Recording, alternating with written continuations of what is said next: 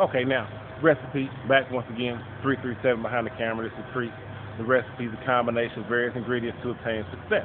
Now, we were talking about the salsa, but while I'm sitting over here on the other side of these onions, I got this broccoli going over here.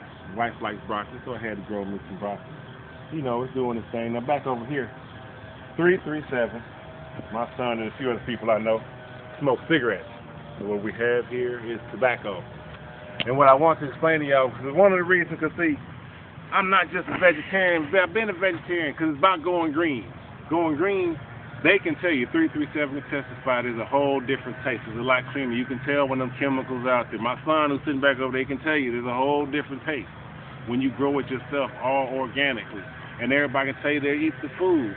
Oh yeah, you get satisfied without being full, and you always want to come back for some more. So you know that's part of this recipe that's going on here. But like 33 was kind of bringing up, I do have some tests going on because you kind of have to run your experiments to really figure out what's the best growing method, where's the best places in your garden to grow. You know, so what's that? 1 minute, sir? Okay, I got 1 minute to go, so I keep my track of what's going on. And one thing I have going on here is weak spot back over here.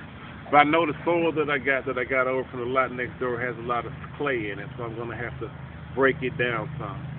Over there, what we have is a compost bin. Compost bin, I throw in hay, leaves, eggshells, all kind of just orange rinds, any kind of food that'll break down. And this stuff will break, this cardboard will break down, paper will break down. It helps, and that actually becomes vitamins for the soil, helps to enrich the soil, and I mix it into these weak spots that I have come next year.